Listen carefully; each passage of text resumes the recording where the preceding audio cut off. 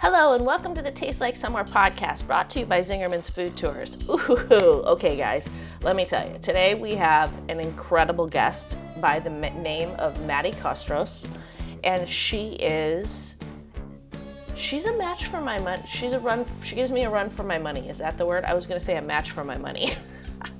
If you know me at all, you know that I mix metaphors pretty much consistently. So she is... when I first met her, I was just like, oh my God, you are just an enigma. People always say to me, Christy, I don't understand where you get all that energy from and how you're doing all that I do. And I always take it as a compliment. And I'm always like, well, thanks. I work really hard and I work every day of the week. And, I love what I do. So it makes it, a little bit less like work. Don't get me wrong. I have frustrating days, but we all do. But then I met Maddy and I was like, oh my God, I think we might be the same person, but she's Australian and I'm American. We're both louder than average. She's much taller than me, but this woman has done so much in her life and I just immediately fell in love with her, basically.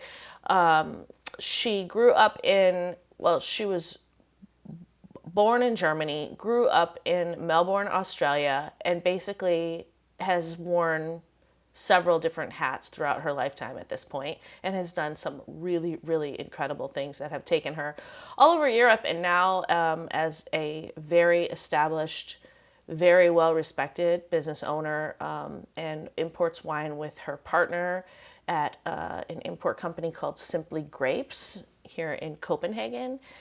And I just have nothing but mad respect for this woman, and her energy is astounding. She has really bridged a lot of communities together, and it's just been a great honor and a privilege to get to know her in 2025. It's actually been a highlight for me. So without further ado, let's sit down and hear Maddy's story, and I will talk to you guys later. We are rolling. All right. Oh my God. Welcome to the Taste Like Somewhere podcast. Well, first of all, thank you for letting us use your beautiful shop here. A pleasure. I'm going to let you introduce yourself, who you are, tell us a little bit about your shop, and then we'll kind of go from there. Great. Okay. Because I'm curious about some things about you, but... yeah, let's start. Who are you? Well, hi. Maddy Kostros. So Australian and half German. So grew up in Australia and then found my way here in Copenhagen, and I've been here for 7 years, which is incredible, and time flies when you are having fun. Did you come here for holiday and never left? Well, in a way, yes. I came here for a month of eating and drinking and partying. Amazing. And went to Munford's. Like a proper Australian too, right? Oh, yeah. I went to Munford's, went to Noma, went to Relay, went to Velstratton, like all the places, 108. I booked it all, spent all my money. Amazing. And had the best time and sat next to a guy in a bar, which was Vedstranden 10. And he offered me a job and I was like, yeah, cool.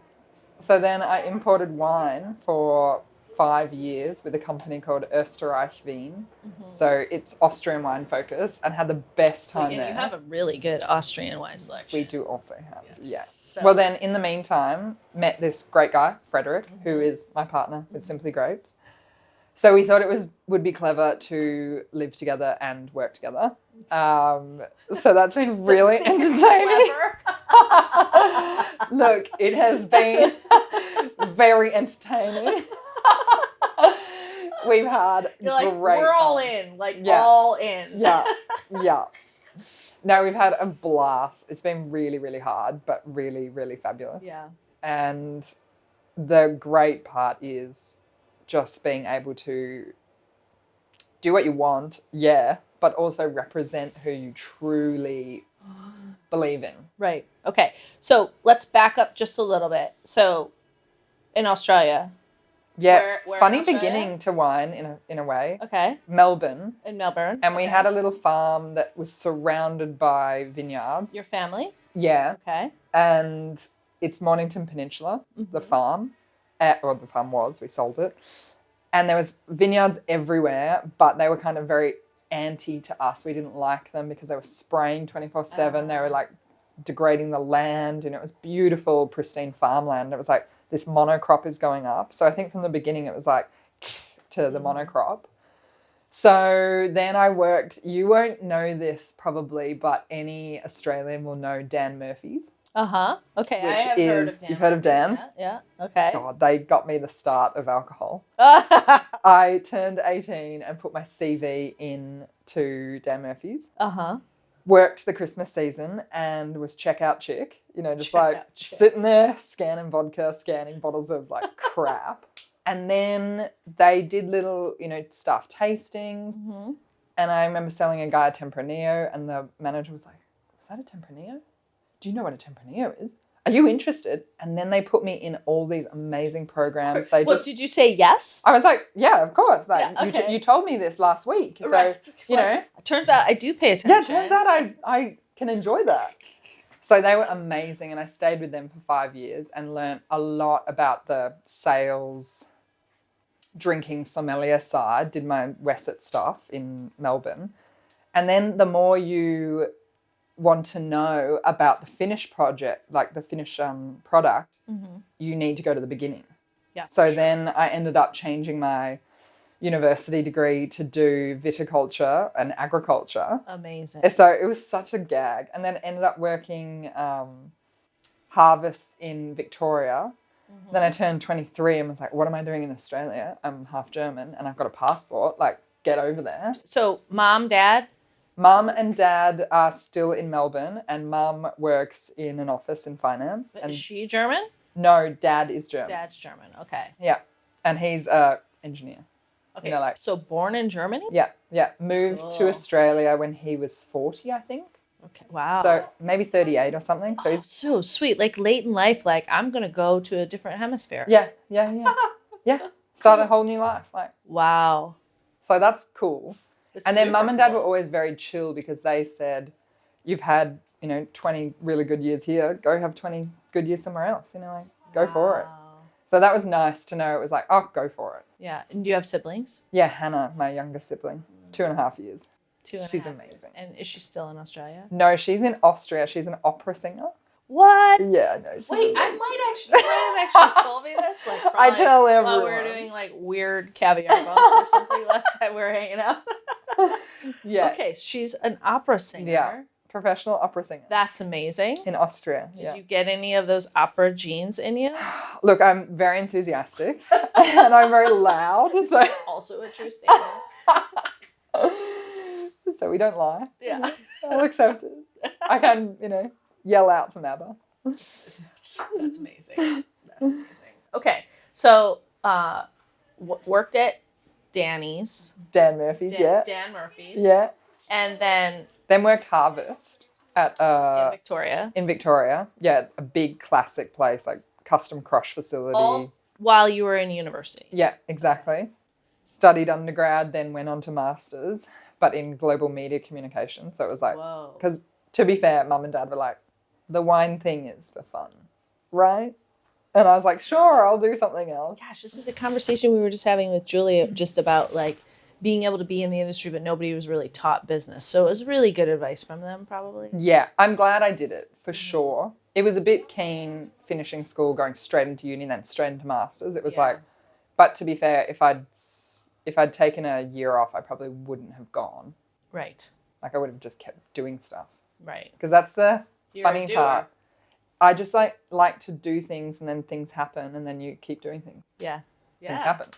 Things happen. Okay, and then you moved to No, then I moved to Germany. That's right. Okay. Lived in Germany, worked as a assistant winemaker and cellar hand. Sweet. Where at in Germany? In Franken, the region, so near Würzburg in Nordheim am Main. A big Winzergenossenschaft, Divino, which was really amazing to see the scale and immensity of normal wine. Like very conventional. Very conventional. And the stuff that you can put in it.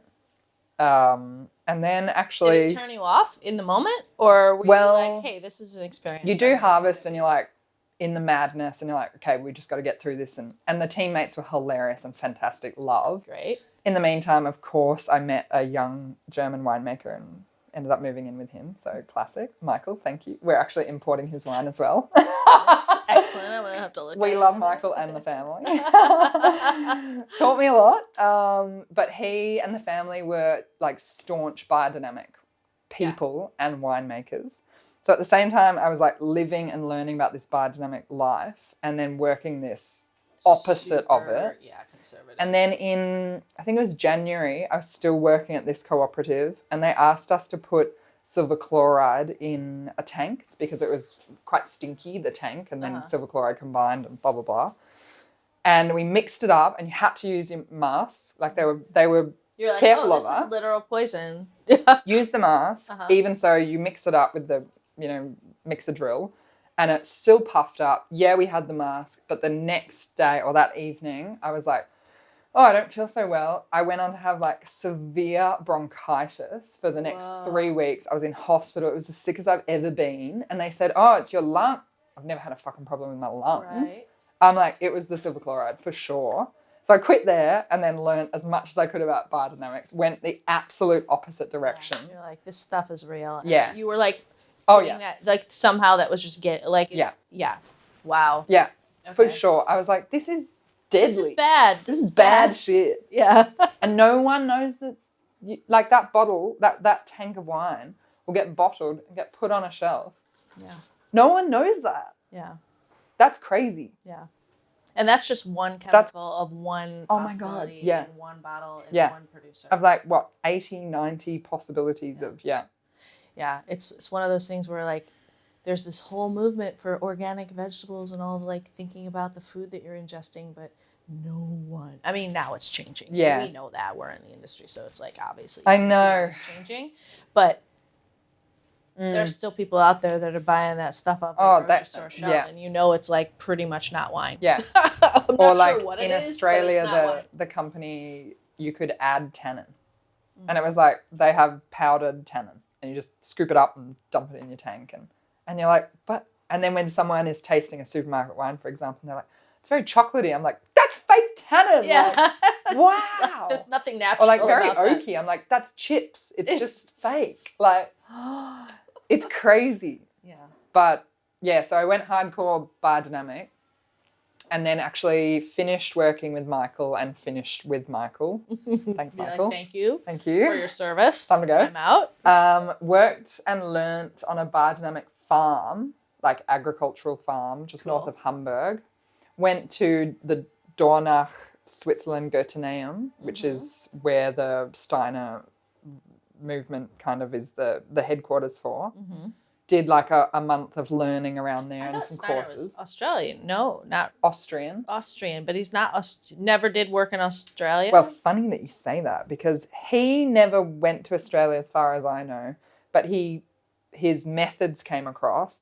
Pretty and then significantly, right? Yeah, except then there was this split of within the Rudolf Steiner movement of this guy called Alexander Podolinsky. Okay. So the original Rudolf Steiner method and Podolinsky method had a difference and split. So now a lot of the methods are called the Podolinsky Steiner method instead of the Steiner method.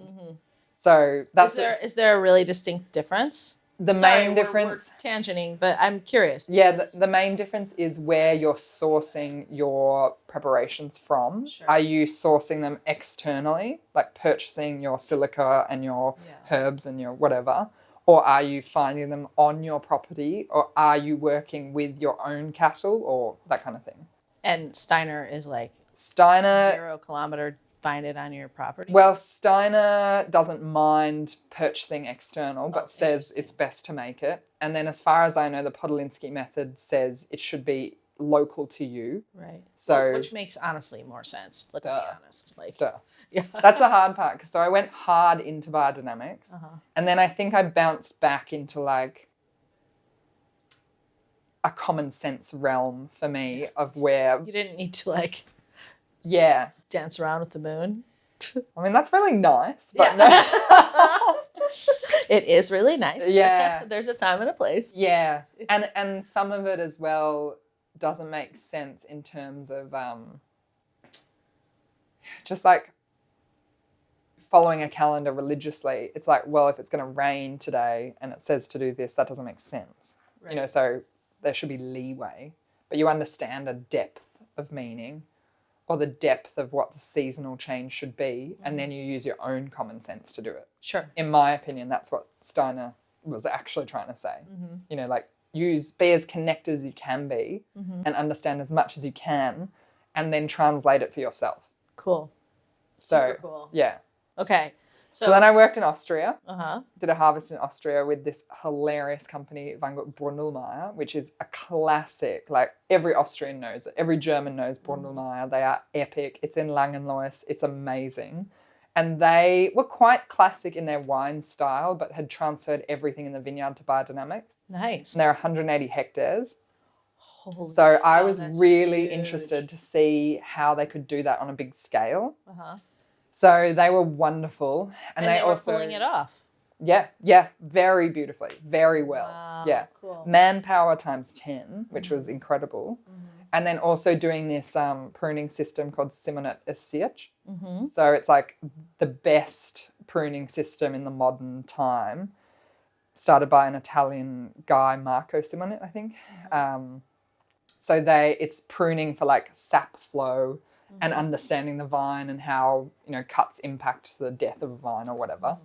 So that was fascinating to learn as well. Man. And Austria was great fun. Yeah, I bet it was. And I like Austria. Yeah. I'm a fan of And the Austria. wines, honestly. They're and the amazing. community.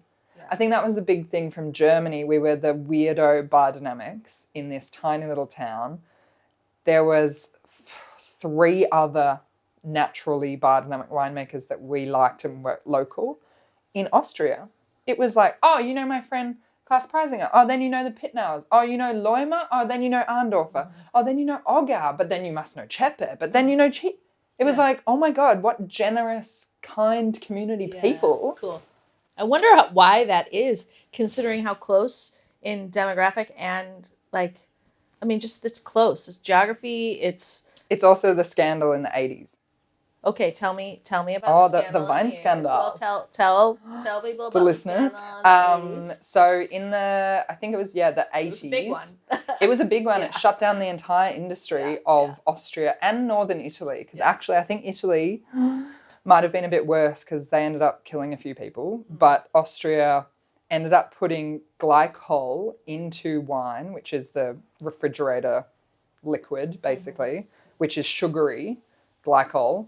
So that pumps up the sugar levels and also volume. And then if you put water in there and the wine grape must itself, then it just pumps everything up, gets more volume and more alcohol and more everything. So they were just expanding all their things. People obviously were getting super sick. Shit quality as well. And then basically the world... Like, weird, this population's getting really ill. I don't know why. Oh my God. And also, this tastes like crap, but hey, let's keep... what are you doing? Well, I think that's telling of the human nature in general. Like, if someone serves it to you, then why would it be bad? Yeah. Well, and luckily that's shifting. People are starting to question what they're actually consuming. Thank God. Yeah. But it meant that the whole industry just said, no, you're not allowed to sell for another year. And I think it was another 5 years before people started being able to make and sell wine again. And then the consumer confidence was obviously slashed. So but only the best push. They're they have the best marketing program behind their wine programs of any country. But genius marketing in that the government, the Austrian Wine Marketing Board, were like, okay, let's form number one. Let's re-evaluate everything. You know, how cool that they took the opportunity. Yeah. That's clever. Like when I go to Character or something and I'm like, dang, Austria has, every country should be so lucky to have the government backing them on this level. They're the only ones out there that I can understand that are doing it to that level. Even Italy doesn't have government backing like that. Australia, terrible. Yeah. Yeah. Well, in the United States, it's just a shit show. So. Yeah. Okay. I mean, especially for organic, Yeah. biodynamic, small farmer. Yeah. You know, it's always taxpayer money in these big countries, which is obviously crap. You know, I'm sorry. What do you think? What do you think is? I mean, do you think it was the big? Do you think it was because everybody got sick that changed it? 100%. They stopped the industry and got to restart. And then all these oldies who were maybe making these subpar wines all were like relying their life on it. It's like they got a chance to either a chance, but also a force to step away. And only the really passionate ones stuck. Yeah. You know, and only the ones with family farms really were given the opportunity to keep going. Otherwise, the others were like, what are we going to do? Keep a vineyard for 5 years? It's a real Phoenix sort of story. Yeah. You know, a rise from the ashes kind of situation. Totally. I feel like the world could use a little reset on Yeah. that level. at some Yeah. point, hopefully. not And without then a bunch of people dying. clever, you know, forward movement afterwards. Yeah. I'm fascinated by that. Yeah. Well, especially since that's what you studied in college. Yeah. You know, like, Yeah. wow, you're seeing it actually Yeah. happen in real life during your lifetime. Yeah. And now you're seeing what's being kicked out Yeah. is incredible products. I Yeah. mean, Austria is just crushing it, Yeah. in my opinion. And I think the fun, interesting part is that the community is really there Yeah. within the winemakers, within the sommeliers, and then it has gone worldwide. You know, like we are from different hemispheres Yeah. and we are talking and bonding over Austrian wine. Yeah. Like that is fucking cool. It's super cool. I'm impressed with that. Yeah. And As you Germany should be. was not at that level, especially when I was there, which was 2014, 2015. They just had no communication. They didn't have government backing. They didn't have community. They didn't, you know, like, Do you think it's shifting? yeah, for sure, it's shifting. There's definitely the new generation who are seeking connection and know the success of Austria is because of community. Yeah. For sure. So cool. Yeah. I mean, it's part of what I love about the wine world in general is these kinds of stories. But, okay, so how long were you in Austria? Austria was for a harvest. And then I met this nut job, fantastic, love you, Manfred, Austrian businessman who has a farm in Spain, in Andalusia, called Finca La Donera. Nice. So he needed a winemaker and a sommelier and someone to hang out and start up a wine program at this farm. 750 hectares of biodynamic, like, beauty. And then he These are had... huge farms. Yeah. Well, it was backing onto the Sierra de Ronda, a national park. Okay. So the majority of the land was national park and just pristine wilderness. And then for the other half, Manfred really wants to push the best agricultural practices that he can. Cool. So cool. What was he growing? Like only vines or? No, so we only had 1.5 hectares of vines planted. Then he asked me to plant more, so I planted 2 hectares. And what were you planting there? I planted Garnacha Blanco, Garnacha Tinto, Tintillo de Rota, Malvasia, Vermentino, and Chenin Blanc. Whoa. All bush You're like, wine. let's go crazy. He was like, do It's like, what do you would like. And I was like, oh, ah! It was so great.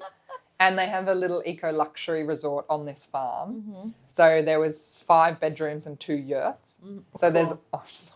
and they do it so beautifully. So I lived there for a year and just loved life and worked so hard because you give so much to that kind of job where I was also hosting, also sommelier, also winemaker, also we created a cellar, So also like researching. 20-hour days my on God. some level, I'm sure. Yeah. But in heaven. And then they have 70 horses as a Lusitano, Andalusia. Oh my God. It was wild. But then you only stayed a year. Only stayed a you were year like, living yeah, there. okay. It's like 2.5 hours northwest of Malaga, deep in the country. My Spanish is not incredible. I definitely felt like an interloper. Oh. And everyone was wonderful, but that's the problem when perhaps foreigners come in and say, we're going to work biodynamic, or we're going to do keyline farming, or we're going to do syntropic agriculture.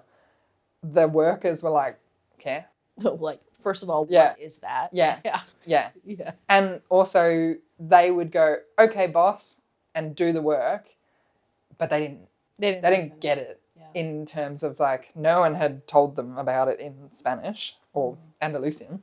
No one had tried to reason with them. So they were all working with me, but wow, it was totally against. And I said, okay, we won't. For example, one of the main things that was like, okay, I don't like pruning the tips of the vines, the top tips. And I was like, okay, wait, nope, no pruning that. So I come back next time and they've cut all the tops of the shoots. And I was like, didn't we understand? And then one of the guy goes, sorry, we were trying to help you. This is what this is what our families have done forever. And I'm like, look, I know that you think you know what you're doing with your grapes because they all have some type of grapes. We're doing something completely different. And they just couldn't, and they just couldn't grasp. Which is a shame. And it's probably, like, I don't know. I would be curious to know where you think they are now. But this is a problem. I think shifting a culture to sort of identify and believe in a more holistic approach than something that's different, especially in places with such deep-rooted tradition. Oh, massively. And then I can imagine how you would feel like, oh, okay, is this the right thing to do? And coming in as a like young white girl, not knowing the language, telling people what to do in a completely different way than they're ever used to. So it's probably primarily men. 100%. Yeah. 100%. Only. What did you learn from that? I think I learnt how to like relinquish control on some things and like stand really firm on other things. Because, for example, at the beginning when we were literally starting to dig holes to plant the vines, you know, my whole life I'm a big girl and strong and done the work, done hard. I'm a worker. Go out with the boys in the morning, 6 o'clock in the morning, and I get the pickaxe and the hole driller. And they're like, oh my God, no. They're like, no. And they're coming up to here on me. And, you know, like, I was like, I can do this with you. Like, this is my job. No. And I was trying to push and show them, you know, I can do this because that's what you would do at home, or that's what you do in a German-speaking country. Or, you know, you rival them and then they respect you. They didn't. It never came around. No. You know, in a way I could have gone, okay, these are my orders. They would follow the orders, and maybe over time I would, you know, perhaps these guys didn't, the brute force of me showing that I can do it didn't work. Yeah. And this is like one story of one woman in one part of the world doing one thing. Yeah. You know, that's a tough one. Okay, so I can imagine why you wouldn't want to stay. Yeah, so I ended up consulting for them. And actually at the end of the first harvest there, that's when I came to Copenhagen here. You're like, I'm going to go eat some fancy food now. Yeah. Thank you. Cool, I'm out. And then Sebastian from Österreich offered me the job starting in February. And I was like, I think that's what I'm going to do. I'd lived in the countrysides, you know, in different places for a while, a few years, 5 or 6. And I was like, maybe it's time for a city break. And the job was fun. And I literally called up Klaus Preisinger and was like, yo, guess what I'm doing? I'm not making wine, I'm importing you. And he's like, what the hell? Like, how? Like, well, that's weird. But it's not weird, actually. Oh, no. I don't think it's weird at all. And it was great because the first year or the first few months of working with Sebastian, he'd be like, oh, can we put this and this on a pallets together, like wineries to deliver it together. And I'm like, oh, but we can't do it now. It's bottling. You know, and he was like, oh, you know, he'd not known about that in February or whenever it was, you know. So that was quite cool, having an insight into both sides. Yeah. But yeah, and then continued consulting in Spain and then working and living here. How hard is it to start an importing company in Denmark? It's actually hilariously easy to start importing. I think Denmark has the highest import licenses per capita than anywhere in the world. I've heard that, yeah. because Danes don't have their own, didn't in the past have their own grapevine industry. Right. So they did a lot of travel, and they have a higher, median income than many other countries, especially in Europe. So they traveled a lot, drove to places, picked up wine and said, oh, this is nice. Maybe the family would like it. I'll import it. And then over, I don't know, 180 litres or whatever, you have to declare the goods.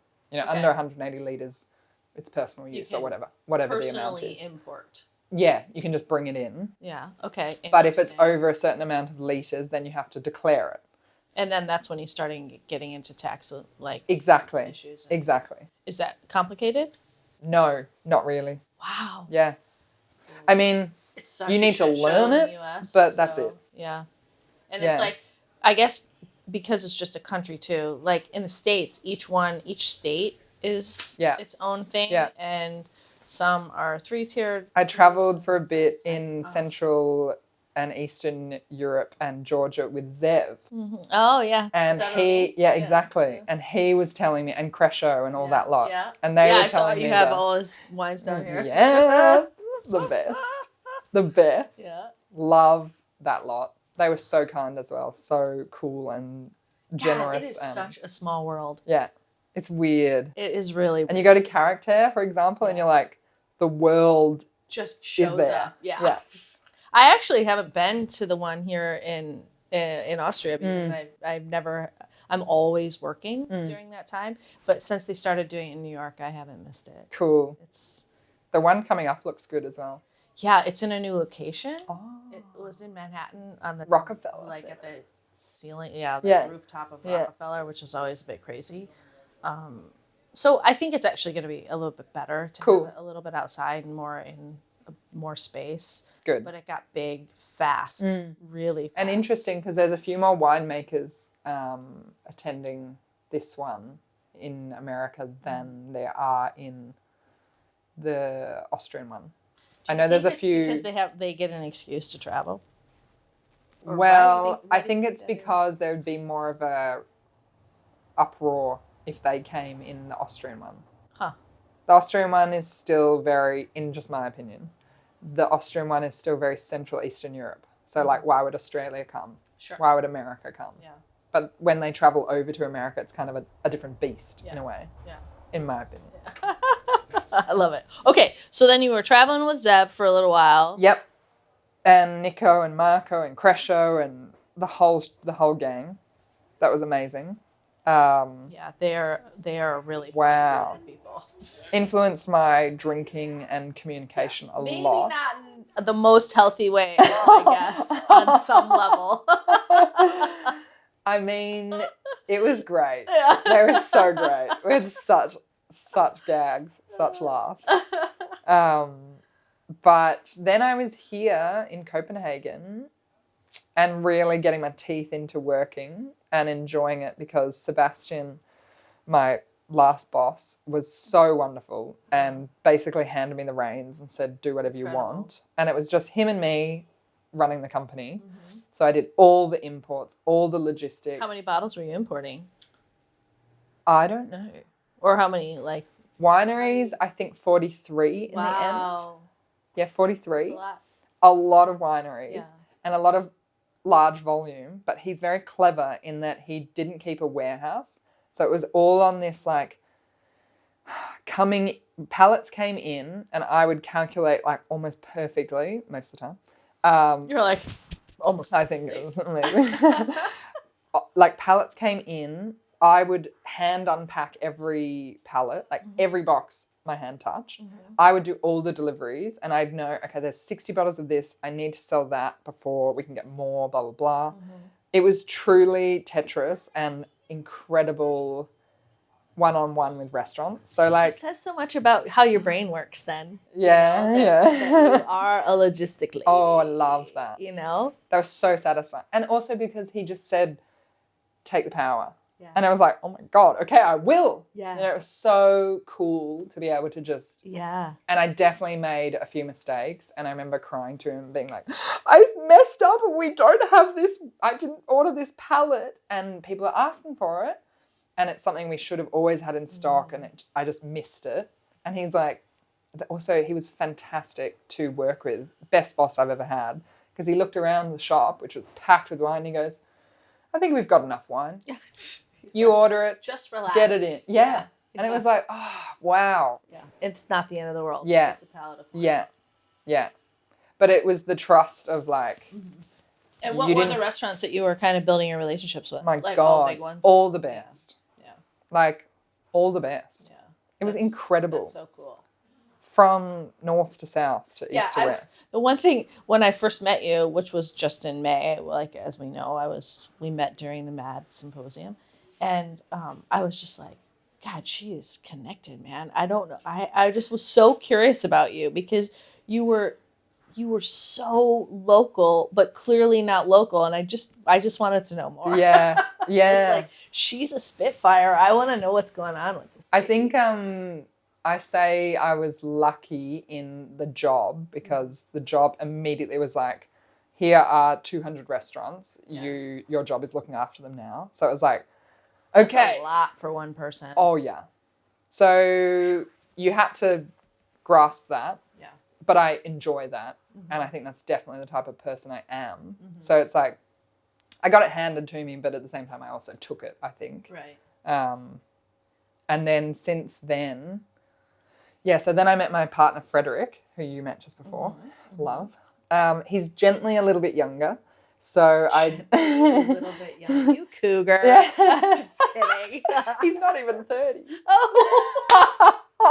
Gently, indeed. So Good I'd known him for ages. He used to be the sommelier and wine buyer at Fisker Bar. Oh, God.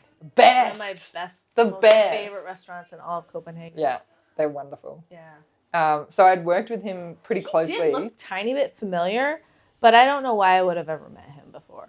How long ago was he at? 5 years ago, he left. Yeah. Okay.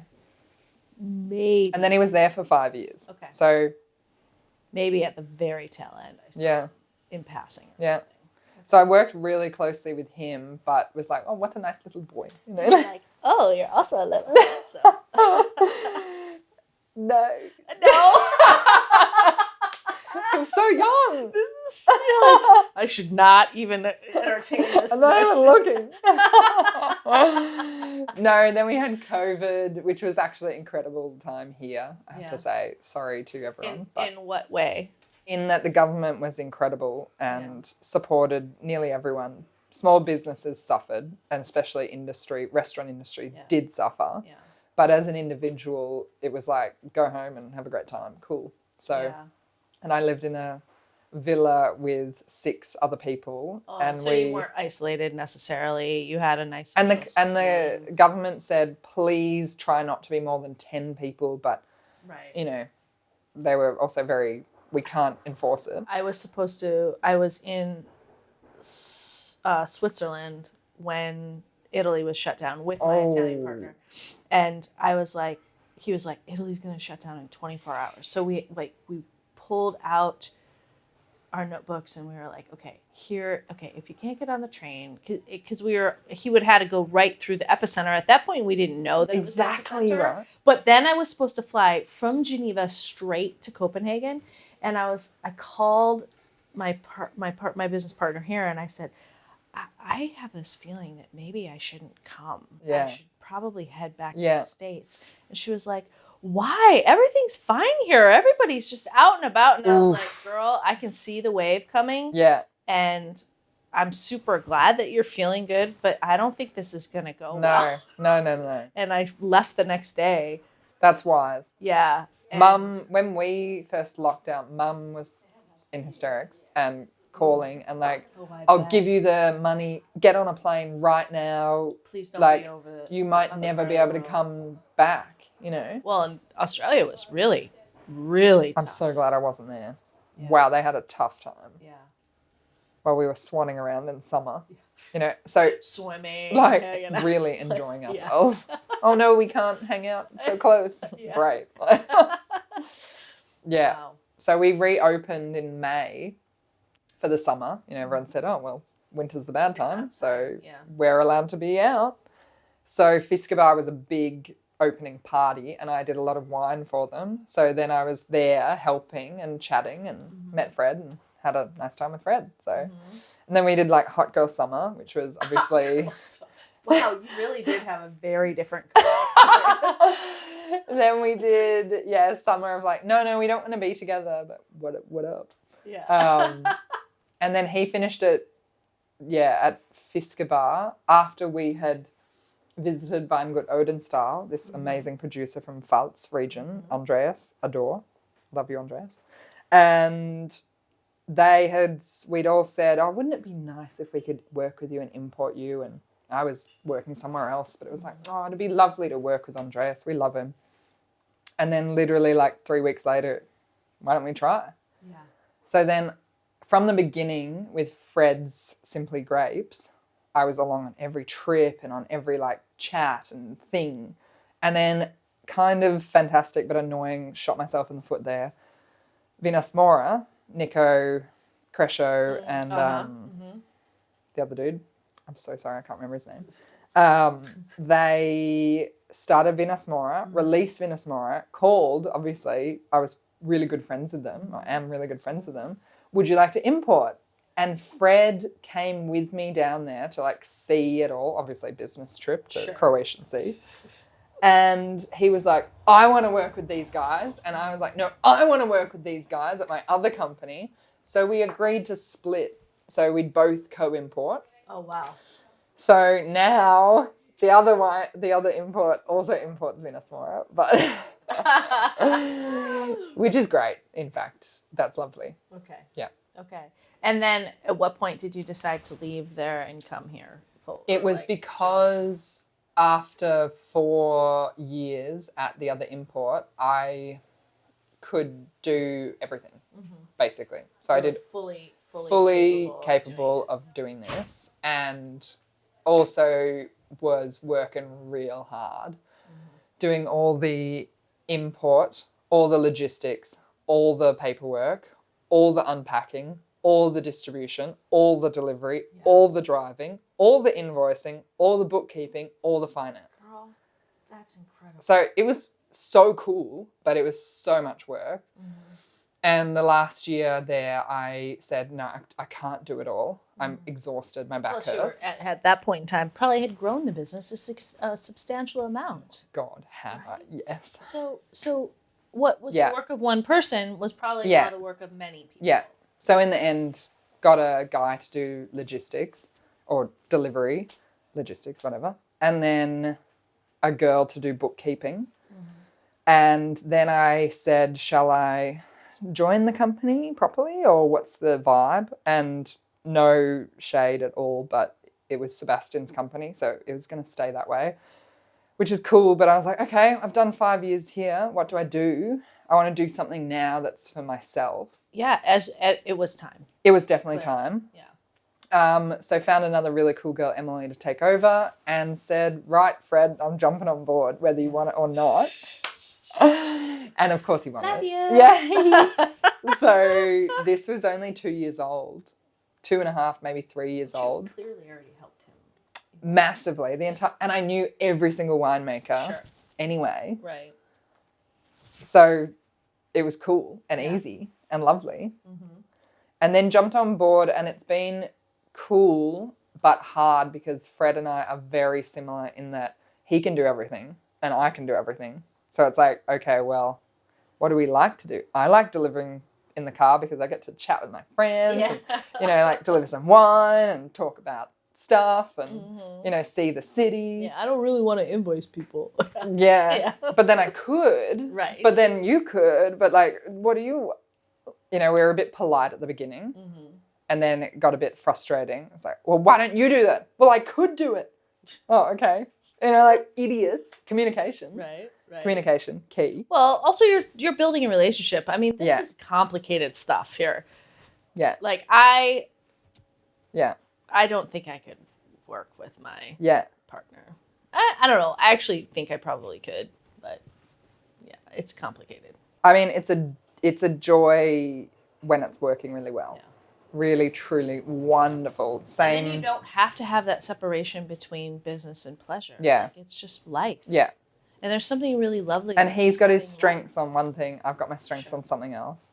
And then I think last year, it was a bit like, okay, I'm doing as much as I can here. There's something else that I need to be able to do. And I ended up saying, every time I go back to Australia, I go maybe once a year, catch up with all these lovely friends and industry or just completely normal people not in the industry.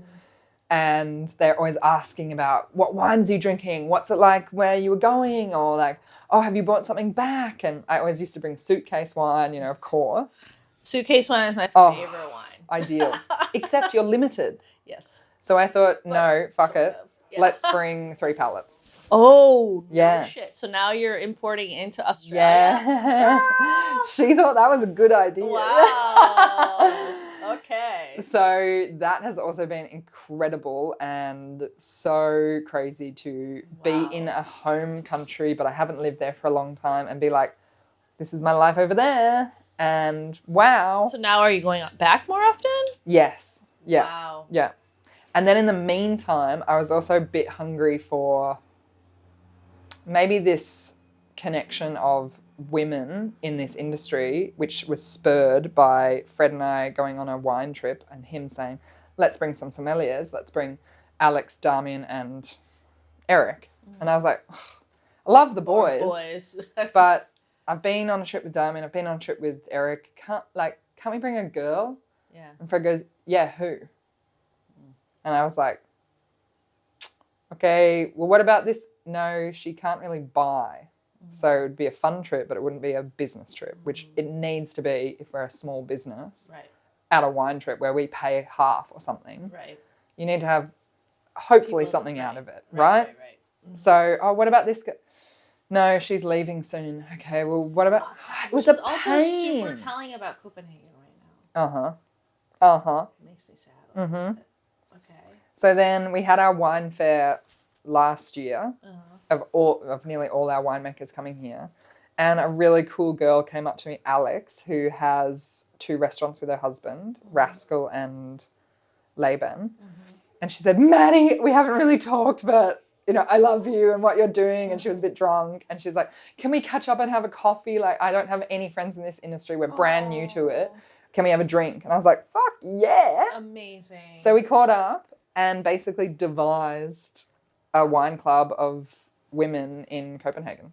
Incredible. So us 2 together now have this hilarious and wild network of like 80, 70-something sommeliers and wine industry professionals who are accidentally all women in Copenhagen. Oh my God. How wild is that? I just got goosebumps all over my body.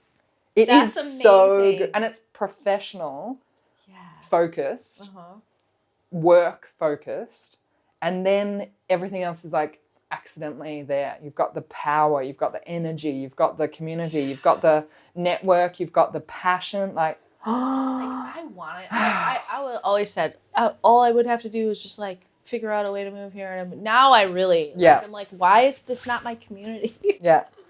It's so amazing. Yeah. That's been incredible. Such a joy. Think about what you are doing for this place. I mean, now they probably well, we're like all you, doing for each like, other. I don't know. We don't really know each other, and where all the dudes have been hanging out for freaking. They've been partying since they were probably 12. But also this like accidental. Denmark is very not overt in anything. Yeah. So everything's very accidental. Oh, Fred's going to and I don't blame him, but oh, you're going to a dinner. Oh, it's all guys. Oh, you're all bringing a wine to share. Oh, you're all wine professionals. You're going to learn something that I don't get to learn. And no one's at fault. But it's just not why, even a thought process. Yeah. But also, why aren't we doing it? So the idea was more that we create this group and then people within that can have spin-off friendships. Sure. And already one of the girls is living in Italy for a few months. Another girl went down to visit her. Amazing. And then another one had a pop-up and 3 people who didn't know each other went to the pop-up. Yeah, it's like, so cool. That is how we need to do it. Yeah. It's just by learning networking. Yeah. which we don't get the opportunity to do. No. And then once a month we do this tasting, and it's a tasting, talk and meeting. So you taste 3 wines with a theme or with a speaker. So for example, high elevation reds or something like that. Yeah, exactly. And someone runs it. But for example, we had Mace, Noma Mace, come and do a talk. Holy I have a moly! giant crush on her. That's not even how I roll, but man, do I have a crush on her. And also incredible speaker. Oh. Wow. And the idea if a speaker comes, it's like, hey, talk us through your life. Who are you? How did you get into the industry? Blah, blah, blah. And please pick 3 wines that maybe have defined your journey. So, of course, she bought the most incredible wines, 3 wines to share, generous as hell. We share, in the group, all of the money together to buy them. Correct. But, so cool. Wow, it is fabulous. Yeah. And really that great. Little learning, and then if you need to go home immediately or you need to do something, thank you, cool, bye. You've done your work. Right. And otherwise, hang out, have a chat. We've gone to Chinese after, So cool. Yeah. So that's where we're at the moment. Well done. Yeah. Well done. So lots of things, lots of fingers in different pies, but. And some big thing happened last week. Oh my God, the bar. Not talk about that. I mean, it's just a small little thing. It's because it's been a year in the making. We were waiting for this liquor license, and we've opened our own bar with 3 incredible people who are Italian, just happen to be Italians, and wonderful men. And they are going to be running it mainly. One is a winemaker from Sicily and Pantelleria, so he makes wine there and then brings it back. So we have his wine. Lorenzo. Jacopo has been working in the industry now in Copenhagen a year, 2 years. Lovely dude. Lorenzo also does he's chef trained as well, so he's doing some food. Alberto has his own wine import as well, and one of the best sommeliers I know, so thrilled to be working with him. And then Fred and I doing Simply Grapes. So it's kind of like a big amalgamation of cool things and a place that we want to go and hang out and enjoy. And then we got the license last week, but obviously it all happened on the day. So Jacopo still has to finish working at Rosforth. So he's still working 2 weeks. Lorenzo's in Sicily doing harvest. So me and Fred are like, looks like we're doing service. Shit. Like when I arrived, when I texted you and you were like, oh my God, we just opened it, was mad. And on the first weekend, we got an insane review, like wonderful review from this duo, of course undercover girls, two hungry girls it's called. And they said 10 out of 10, best place we've ever been kind of vibe. So we were like, thank you so much. That's amazing. Shit. Well, Copenhagen has opened its arms to you, no doubt about it. And you've hugged it back. Sure. Which I think has a lot to do with it. So, dang. You just gotta really kill the Danes with kindness. Yeah. That's incredible. It's just, you just gotta laugh. Okay, well, let's do some rapid fire ones. Okay, what wine is blowing your mind right now? Oh my God. I know how stressful of a question this is for a wine shop. Okay, I think the new wave of Germany has been very, very fascinating for me. And I'm very impressed with what Kleines Gut has been doing. I think they are leading at the moment in where Germany could go in terms of this natural wine and then village single vineyard understanding. So like truly understanding vineyards, making wine in a very elevated position, beautiful understanding of grape varieties and climate. Nice. Yeah. Okay. Yeah. Well, you heard it here first or second or third. Yeah. Okay. And then let's end with, if Maddy as a person was a taste, what would your profile be? Oh my God. I think I'd have to say something like a whiz fizz. A whiz? I don't even know what that Like, you know, not a Sour love it. Patch or something, but Uh-huh. like something that really zests you up and you're kind of like, oh, do I enjoy this? And then it's sweet after. So you do enjoy it, but Yeah. it's like a bit, At first, it's like, whoa. whoa. Yeah. You know? Perfect answer. Yeah. Perfect answer. I might be a whiz fizz as well. I totally understand it. Turns out everybody wants a whiz fizz. Which sounds like might actually be a real thing. Really. Well, okay, I owe you a lot. Thank you for allowing me to use your space today. Pleasure. Thank you for spending, some time What a joy. talking, and that was a lot. I feel I've got my life now. Yeah, but that's the cool part. It's like that's the point of these podcasts, because I have the pleasure of meeting so many cool people, and I believe that everybody, just like every bottle, has a story to tell. And I want to be the conduit, because people are out there doing really amazing things. And okay, so maybe we're not going to change the world, but you're changing. But the sharing as well. Yeah. And all those little moments, like, I think it's very, very important to. And now someone might hear this and they're going to come here and they're going to know your story and they're going to seek you out. And they're like, to me, that's what it's about. And if they never hear it, that's fine too. I want, though, to create a space in which people can tell their story. Yeah. One thing that I didn't say that I think is also quite important to me is that I would like to represent wine and dining and food in a way that my mum and dad can enjoy. Yeah, that's sweet. You know, like, I'm not into, even though we have some Burgundy, Champagne, Barolo, whatever, we have them because of the wine makers, not because of the appellation. And I don't support stuff that is kind of fancy without substance. And I want the normal people to be able to enjoy it at the end of the day. I don't want to be exclusionary. I don't want to be price point 1,000, you know. Yeah. So I think that's also really important. Community has to be at all aspects. Yes.